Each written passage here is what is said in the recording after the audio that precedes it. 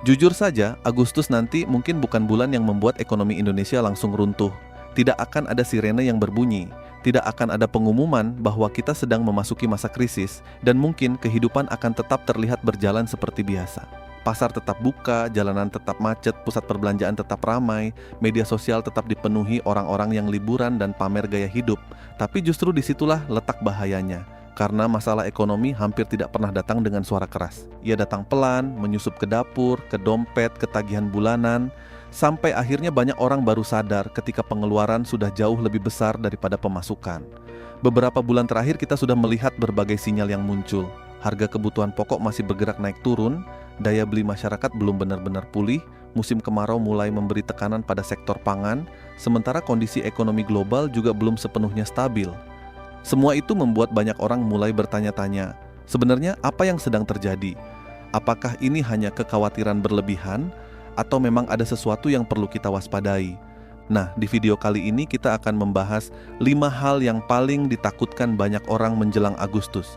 Bukan untuk membuat kalian panik, tetapi supaya kita bisa melihat situasi dengan lebih jernih dan lebih siap menghadapi apapun yang mungkin terjadi. Hal pertama yang paling banyak dikhawatirkan adalah harga kebutuhan pokok kembali naik.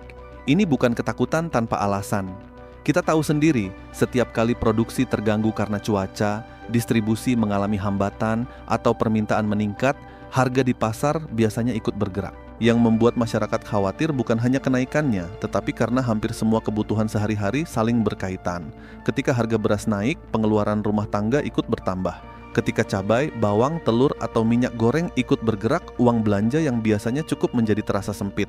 Mungkin ada yang berkata, naiknya cuma sedikit.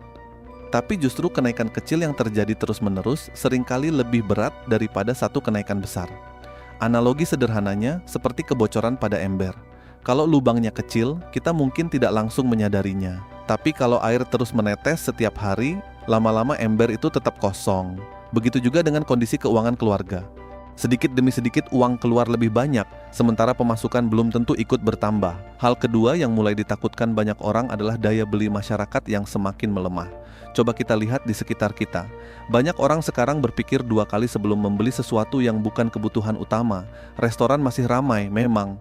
Mal masih tetap penuh pada akhir pekan. Tapi di sisi lain, tidak sedikit pelaku usaha kecil yang mulai mengeluhkan penjualan mereka tidak sebaik sebelumnya. Ada yang mengatakan omset mulai melambat, ada yang memilih mengurangi stok barang, bahkan ada yang menunda membuka cabang baru karena belum yakin kondisi pasar benar-benar pulih. Ini menunjukkan bahwa masyarakat sedang lebih berhati-hati dalam membelanjakan uangnya. Dan sebenarnya ini adalah reaksi yang wajar. Ketika orang merasa masa depan ekonomi penuh ketidakpastian, mereka cenderung menyimpan uang lebih banyak daripada membelanjakannya. Masalahnya, kalau semua orang melakukan hal yang sama, roda ekonomi juga ikut melambat. Uang yang seharusnya berputar menjadi tertahan. Akhirnya dampaknya kembali lagi kepada pelaku usaha dan para pekerja. Hal ketiga yang juga menjadi kekhawatiran adalah lapangan kerja yang terasa semakin ketat. Memang tidak semua sektor mengalami perlambatan, tetapi banyak perusahaan masih memilih berhati-hati. Mereka lebih fokus menjaga efisiensi dibanding melakukan ekspansi besar-besaran. Akibatnya, peluang kerja baru tidak tumbuh secepat jumlah orang yang mencari pekerjaan. Persaingan menjadi semakin tinggi. Bahkan bagi mereka yang sudah bekerja, muncul kekhawatiran lain, yaitu bagaimana kalau perusahaan tempat mereka bekerja mulai mengurangi biaya operasional. Inilah alasan mengapa banyak orang sekarang mulai mencari penghasilan tambahan, membangun usaha sampingan, atau meningkatkan kemampuan mereka. Bukan karena mereka serakah ingin lebih kaya, tetapi karena mereka sadar kondisi ekonomi bisa berubah kapan saja. Orang yang hanya bergantung pada satu sumber penghasilan biasanya lebih rentan ketika terjadi perubahan yang tidak terduga. Hal keempat yang membuat banyak orang waspada adalah ketidakpastian ekonomi global yang masih membayangi Indonesia. Kita hidup di dunia yang saling terhubung. Apa yang terjadi di luar negeri bisa ikut memengaruhi kondisi di dalam negeri. Ketika konflik geopolitik memanas, jalur perdagangan terganggu. Ketika harga energi dunia naik, biaya produksi ikut meningkat. Ketika nilai tukar mata uang bergejolak, harga barang impor juga bisa ikut berubah. Memang benar Indonesia memiliki fondasi ekonomi yang relatif cukup baik dibanding beberapa negara lain. Tapi mengatakan bahwa Indonesia akan kebal terhadap semua gejolak global juga bukan sesuatu yang realistis. Ekonomi itu seperti cuaca. Kita mungkin tidak bisa menghentikan hujan, tetapi kita bisa menyiapkan payung sebelum hujan benar-benar turun. Sayangnya, banyak orang baru mencari payung setelah mereka sudah basah kuyup. Dan hal kelima yang menurut gua justru paling berbahaya adalah banyak orang mulai terlena karena merasa semuanya masih aman. Ini bukan kritik kepada masyarakat semata, tetapi fenomena yang hampir selalu terjadi di setiap periode ketidakpastian ekonomi. Selama kebutuhan sehari-hari masih bisa dibeli, selama gaji masih masuk setiap bulan, selama media sosial masih dipenuhi konten hiburan, banyak orang menganggap tidak ada yang perlu dikhawatirkan. Padahal perubahan ekonomi tidak selalu terlihat jelas di permukaan. Ia bergerak perlahan, menggerus daya beli, mengurangi tabungan, mempersempit ruang keuangan keluarga, sampai akhirnya suatu hari orang baru berkata, "Kok sekarang semuanya terasa lebih mahal?" Padahal sinyalnya sudah ada sejak lama. Kebakaran besar hampir selalu dimulai dari percikan api kecil yang diabaikan. Begitu juga dengan masalah ekonomi. Yang sering membuat kita kesulitan bukan karena masalahnya datang tiba-tiba, tetapi karena kita terlalu lama menganggap semua akan baik-baik saja.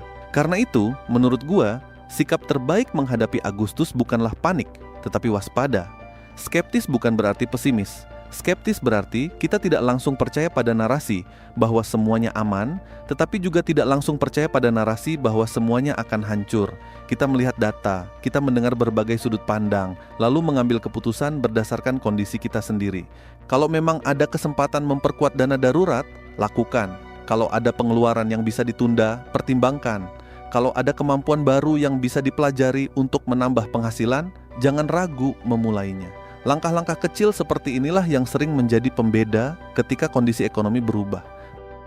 Pada akhirnya, 5 hal yang kita bahas tadi bukanlah ramalan, melainkan kumpulan kekhawatiran yang muncul karena melihat berbagai fakta dan perkembangan yang sedang terjadi. Bisa saja sebagian kekhawatiran itu tidak terjadi sebesar yang dibayangkan, dan tentu kita semua berharap demikian. Tapi bersiap menghadapi kemungkinan terburuk selalu lebih baik daripada menyesal karena terlalu percaya bahwa semuanya pasti baik-baik saja. Ketahanan ekonomi keluarga bukan dibangun saat badai datang, melainkan jauh sebelum badai itu terlihat di depan mata.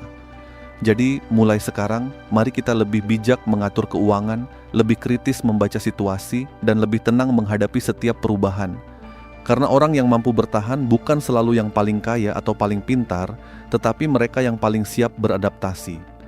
Kalau kalian merasa pembahasan ini bermanfaat dan bisa membuka sudut pandang baru tentang kondisi ekonomi yang sedang kita hadapi, jangan lupa tekan tombol like, bagikan video ini kepada keluarga dan teman-teman kalian, lalu subscribe supaya kita bisa terus belajar membaca arah ekonomi bersama, dengan kepala dingin, pikiran kritis, dan langkah yang lebih siap menghadapi masa depan.